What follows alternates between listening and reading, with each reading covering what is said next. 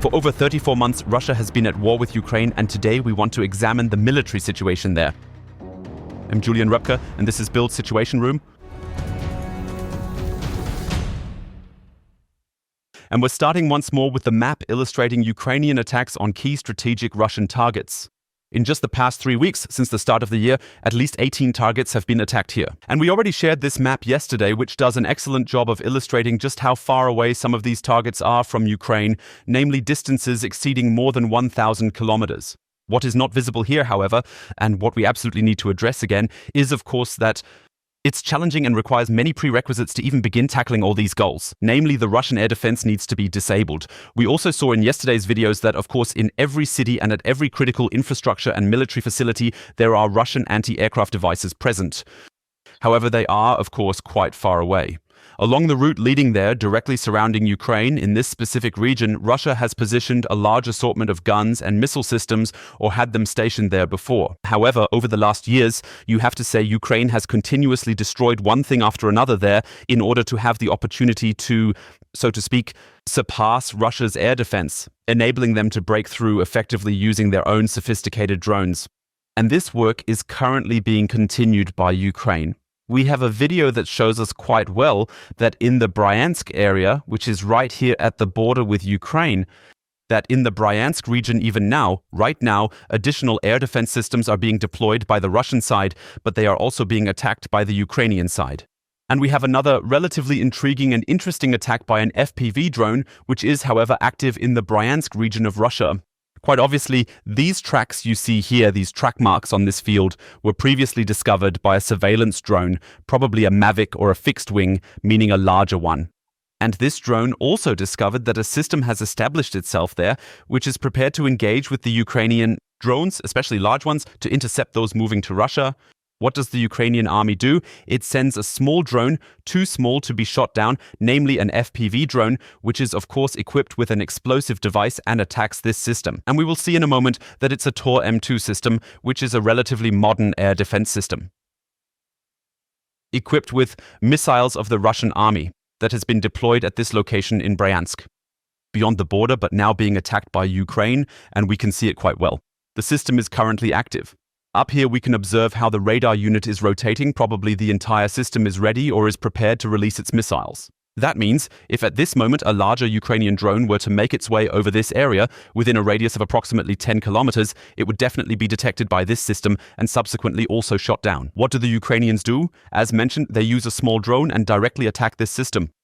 By the way, such a system costs about 25 million euros, which is quite expensive, and we don't see the aftermath here, so we can't say with full certainty that it was destroyed. However, we are absolutely sure Ukraine identified this scenario and carried out an attack to clearly demonstrate these nightly long-range drone strikes targeting regions within Russia. We remain in Russia, shift over to the next neighboring region after Bryansk, now turning our focus to Kursk, where we observe ongoing daily, aggressive, and you might almost describe as desperate Russian attempts to reclaim this area, however, with very little success. Let's take a look at the new footage, which clearly show us once again that on the Russian side, it is fake hunters who are repeatedly being sent into the attack. We'll soon see this with these vehicles, at least presumably, but we also see that the Ukrainians are using the weapons that they had right at the beginning of the war, from the USA and several other countries, including Germany and other European nations, namely FGM-148. Javelins. These are anti-tank missiles, shoulder-fired and relatively modern systems that are definitely very effective against Russian vehicles, and we can now see how these javelins are being used to fire at the Russian paratrooper units. We can see that the Ukrainians are using simple methods to effectively strike the Russians, and we can see now that this one impact has occurred here. So the vehicle is on fire, continues in that direction, and we also see an explosion at the second vehicle shortly, but with an unclear outcome. We see the explosion and vehicles spreading now. And once they were brought to a halt, as seen here, in this case including BMD-2 and BTR-80 vehicles of the Russian army, there are then further attacks. That means we observe that whenever vehicles move over them, mines are being deployed naturally. However, primarily kamikaze drones are being utilized to continuously engage these halted vehicles and also to significantly diminish the numbers of their crew members. In this specific case, we also witness pixelated yet very graphic and intense footage of crew members who have unfortunately caught fire due to the fires breaking out in the vehicles. We consistently see ongoing Ukrainian attacks on the stranded vehicles to deliberately prevent any overnight repairs and their further removal or transport. It's quite intriguing. The next drone shot that we are about to see definitely appears to have a tracking function. That implies we observe here that a comparison is occurring with this green square, which has identified the target, and an analysis, which we observe right here, of the drone's very own flight position. That means it's not fully clear whether AI was used here or if a full AI control was implemented, but we clearly see that modern software is at play to track this system there, to track it as a target. And we see it now. We see a correction of the drone's own flight path right when approaching this system, in this case probably a BTR-80, who was attacked in this situation. All in all, Russia continues to utilize all the possibilities it has to advance. Here is a particularly interesting shot, also here a massive crater, likely from a Russian airstrike bomb, and next to it another BMD-2. What is indicated here, or perhaps even a BMD-4. If you take a look at the main gun, what's placed here can now be seen hit by the Ukrainian kamikaze drone. The whole situation remains extremely costly for the Russian army, as we can see in these recordings, because these are the kinds of images we see every day. That indicates it's not repurposed content that's repeatedly shown every week, but rather, we are pretty certain from the recordings that these consistently signify ongoing new tries by the Russian army to push forward in this region. And at this point, it's once again the paratroopers, perhaps from the 76th Airborne Division or various other units, being deployed to advance in this area. These Russian paratroopers have managed to achieve a minor but still significant success. They have seemingly managed to bring the very small settlement of Nikolaevo-Darino completely under their control. We see the remains of the village here. There's really not much to see, but we'll soon see that the Russians, even in this Russian village, in the absolute ruins of it, although it only has 8 houses, are very proud. And now the flag of the paratroopers is being raised here, in one of the ruins. But we'll see again shortly.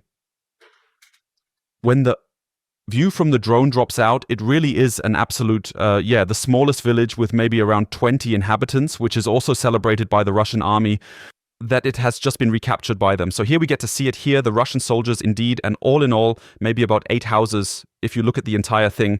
If we take a closer look at the map and observe that the map of Kursk basically hasn't undergone significant changes over the past few weeks, the attacks that we've just recently observed were actually coming from a northwestern direction. Here, Russia is trying to cut off the Ukrainian troops in Malaya Lochnia from the main Ukrainian presence around Sucha.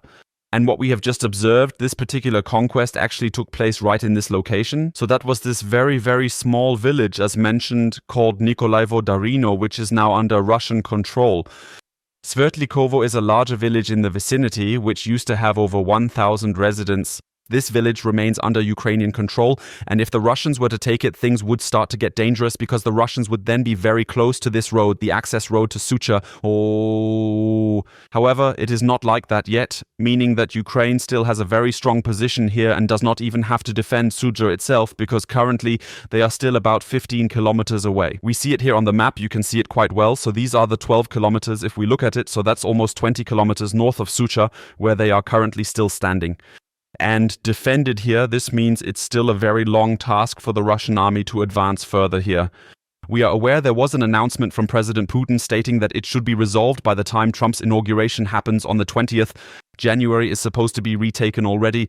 That the fight between Ukrainian and Russian troops is not only carried out by drones but also on the ground is shown by the following very action-packed images, if you will, but also rather shocking images. They actually depict the soldiers from the 3rd Regiment of the Ukrainian Army's Special Forces making an effort to clear the trenches of Russian soldiers, and this situation is of course indeed, a truly physical task, quite a demanding and dirty job, if you will. We see here how lives are repeatedly put in danger because there's no certainty whether there are still Russian soldiers in any of these bunkers being attacked. They consistently utilize grenades, effectively forming a combination where grenades are continuously thrown inside. The soldiers must quickly take cover themselves. We clearly see how near they get to the blasts and try to avoid being hit by shrapnel. And here we see it once more as the next grenade is directly handed over and then thrown in, aiming to target potential Russian defenders who might be in this trench, most likely situated in Ukraine.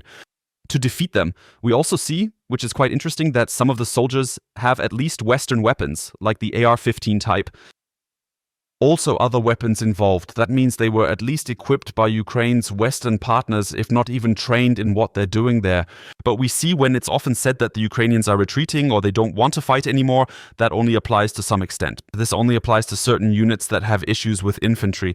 Other units, such as these special forces, are still intensely and persistently active, aiming to directly engage the Russian enemy on the ground, even in close-quarter combat from just a few meters of distance.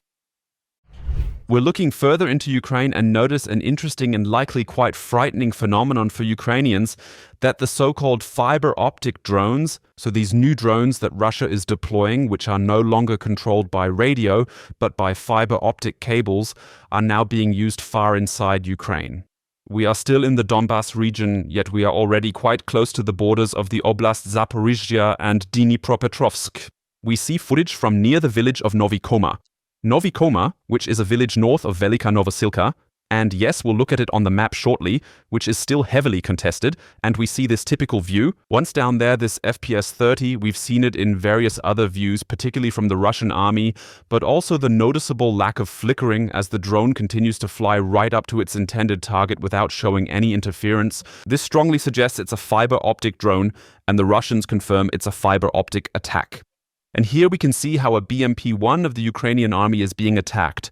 It is really quite fascinating. The initial impact occurs right here behind the tower. So yes, we can clearly see it happening here. Clearly visible behind the tower as well. The images are transmitted until the last moment.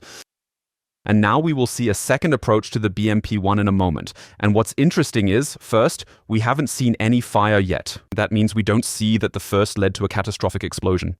But, and this is quite exciting, we see the open flaps ahead. Soon, the second drone flies in, and that strongly indicates that items or materials were transported to that location, which were likely removed by the soldiers, possibly after.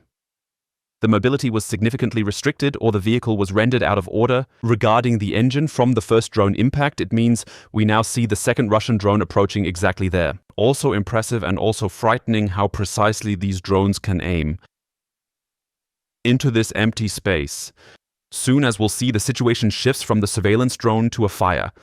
However, this whole thing shows us that it probably took several attempts. We saw no visible damage from the first impact, and it likely didn't cost any lives, since the Ukrainians apparently managed, or so it seems, to clear out the BMP-1, that is to say, to remove their weapons and relocate themselves further away. Right now, we're witnessing the catastrophic explosion, likely with leftover ammunition or additional fuel still present on board. Nonetheless, the Ukrainians lose another tracked vehicle here, albeit a very, very old one from Soviet times. And of course, the whole situation somewhat plays into the Russians' hands. As I said, we are in Novi Koma, a small place north of Velika Novosilka, which absolutely must be held by the Russian army, if you still want to cut off the supply to the city itself for the Ukrainians. Novi Koma, as seen up here, is under Russian control. The attack we just witnessed by the Russians was approximately here, so about 2 kilometers west of Novi Koma, and we can see quite clearly the different connecting roads, namely one here via Vremivka and another one here via Novi Koma, are now both under Russian control. And that means that the Ukrainians here in the center, who still hold a large part of Velika Novosilka, have an extremely difficult logistical and supply situation because they're simply strapped down from all directions. And you can really see that quite well here. This bright structure here, that's a river. This means the Ukrainians have only one way out of the city, and it also goes over a river without any existing bridges under their control. The bridges are in the south, already under Russian control. So, this situation is extremely difficult, and even Ukrainian observers think that Ukraine might very soon need to surrender Velika Novosilka and hand it over to the Russian army following intense battles. However, it's not just the Russians utilizing and fielding new fiber optic drones in Ukraine, but we have a relatively recent video showing that now even the Ukrainian army definitely possesses fiber optic drones and uses them to attack. And this video is from the small village of Mykolaiivka in the Kharkiv region in the northeast of the country. And we are observing the Ukrainian approach of a drone towards a vehicle, and some people might now comment, yes, but there is crackling here all the time. I think you can see it quite well. These crackles are there all the time. That's actually more typical for a radio-controlled drone. But if we look at the whole thing, it's the same interferences all the time. That means an FPV drone would experience stronger interference when it gets closer to the ground. And when it rises back again, they decrease. With this particular drone, it appears to be a digital issue since the exact same static disturbances occur constantly. As mentioned, looking at this footage here, quite interesting, the Ukrainian fiber optic drone flies directly towards the vehicle, then sees from behind that it is heavily armored. To put it simply, there are grids, so you can't fly inside. You can see this quite well here, so these grids are quite visible. This means that the Ukrainians realize they have no way to directly impact the armor of this vehicle. They decide on a different angle of attack and then proceed to fly upward again. We see the image isn't any clearer, and the interferences stay as before. The Ukrainians then fly around this tank and attack it directly from the front over this road. So a phenomenon we've seen recently with the Russians, and we've noted, yeah, it's crazy how accurately they can aim with it, how precisely you can approach using it. This also goes for the fiberglass drone, yet the limitation from Ukrainians is that 95% of drones don't hit their target because this fiberglass wire is tearing through. We can now see the final approach here and also clearly visible until the last moment the build doesn't cut off, but we actually also have. Right at the very end indeed. The direct hit, and this strike makes us doubt a bit that it was very successful because we can see here that a mine roller is attached to the front of the tank, and it looks like the drone hits directly into this mine roller. So, it probably didn't hit the tank directly, but the mine roller at the front, which then leads to relatively few damages to the vehicle. Therefore, at least one can assume we also do not have further views showing a successful attack. Nevertheless, it is important to note that not only the Russians in Ukraine, but also the Ukrainians themselves are now also deploying these relatively modern fiberglass drones that have only been operational for a few months now.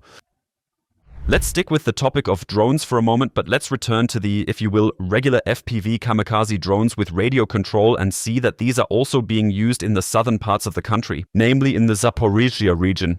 And here you can see how incredibly long-range Ukrainian kamikaze drones have become. What we have here, and I really hope it's clearly visible to you, is a Ukrainian drone that is flying over what is now the newly repainted and marked entrance symbol of the rayon, which specifically refers to the Tokmak district. Tokmak is a relatively large city in the south of Ukraine, and we can see here below, you might notice it, that Tokmak used to have a city sign which was in blue and yellow, painted in the national colors of Ukraine's flag. Now it's been repainted in white, blue, red, because the Russians have annexed the area and conquered the whole region. Nonetheless, it shows us exactly where this drone is and that it is moving at least 20 kilometers south of the front, searching along these roads for targets that can be attacked accordingly. Also quite interesting, a presumably civilian car is about to move under the drone here, a small white vehicle currently being ignored. Very soon we will see the kamikaze drone approaching a Buchanka bus, clearly a military bus of the Russian army, or at the very least a vehicle with a distinct military style, likely for military-related uses, which is repeatedly used by the Russian army to transport troops, and here we see the attack in detail. We now have more footage from the Tokmak region, by the way. It seems quite likely that a jammer was deployed, as these typical occurrences cause the image to completely disappear. It crackles a bit, sorry for the quality, but that's just how it is with these drones. Now the picture is improving once again because you've moved beyond that signal. Here we observe another Russian truck belonging to the Russian army, which is transporting an artillery piece. Yes, a small artillery cannon, and now we can clearly see the precise approach of the drone to this specific truck, and also the fact that it is indeed a Kamaz, not a Ural. Nevertheless, we can clearly see the drone making its hit. And the whole thing, we'll look at the map in a moment, is so special because we are at least 20, maybe even 30 kilometers south of the front, where all these units of the Russian army are being attacked. Here we see another one. The soldiers here, this time I think it's a Ural, also try to jump out at the very last moment so that at least they don't get injured, while your vehicle is probably about to be destroyed. We see the doors open and everything ends just like that. And finally, we have another attack, the last one we want to look at, also from this region. And this attack, also on a Tor M2 system, which is an anti-aircraft system, even took place south of Tokmak. That means Ukrainian sources are saying here, and can also provide evidence for it, that the whole thing was 50 kilometers south of the front. And 50 kilometers south of the front using an FPV kamikaze drone is something unimaginable just half a year ago. Nevertheless, at present, Ukraine can indeed launch attacks over such a considerable distance. Most likely also, as mentioned, we'll take a look at it on the map shortly. Probably also because the front is so stable here, as you can set up antennas in the Zaporizhzhia region, establish installations, or maybe even use amplifier drones, relatively in peace, without the Russians attacking here and pushing back the Ukrainians, enabling them to achieve an extremely high range with their own kamikaze drones.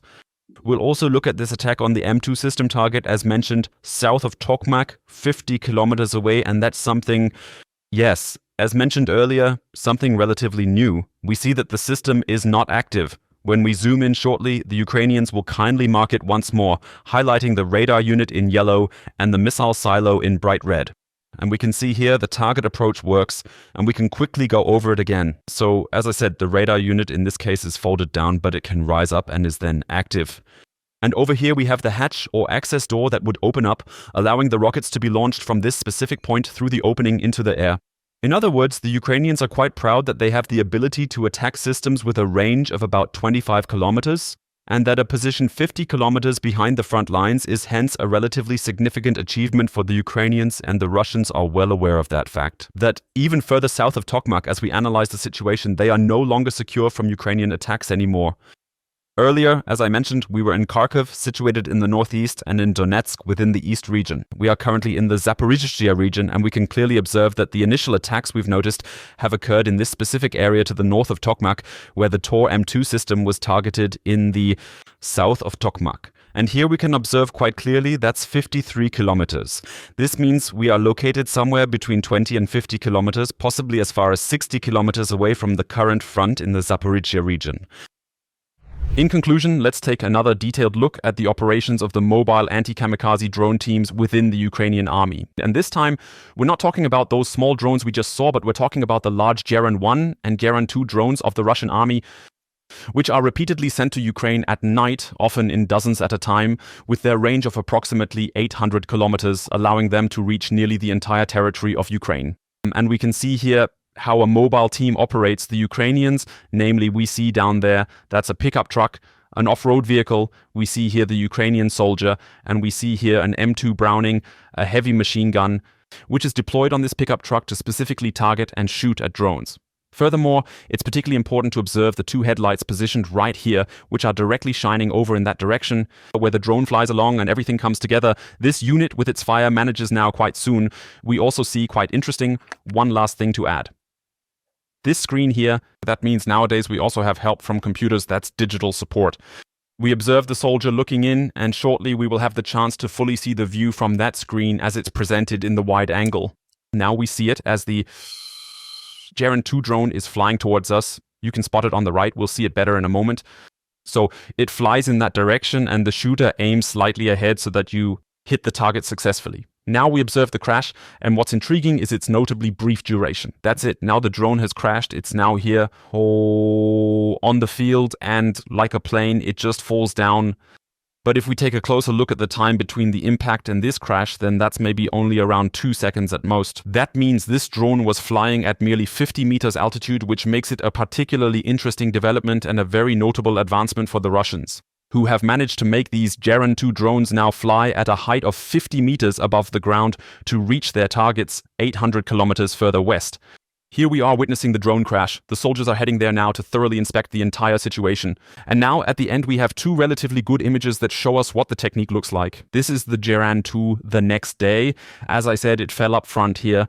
The explosive did not detonate in this attack. Now we're seeing the motor again. It demonstrates to us that a relatively simple technology, perhaps used in ultralight aircraft, still manages to ensure that the Russians can attack with them in large numbers. It's relatively cheap. This drone costs under 100,000 euros, but at the cost of only flying around 150 to 180 kilometers per hour, and thus can be shot down by Ukraine's mobile teams. Most importantly, if such a drone hits its target, we have partially millions in damage by striking military targets or critical infrastructure like power plants or similar. Therefore, it is of utmost importance for Ukraine to deploy dozens of these teams in action every single night in order to effectively defend itself against the ongoing Russian terror.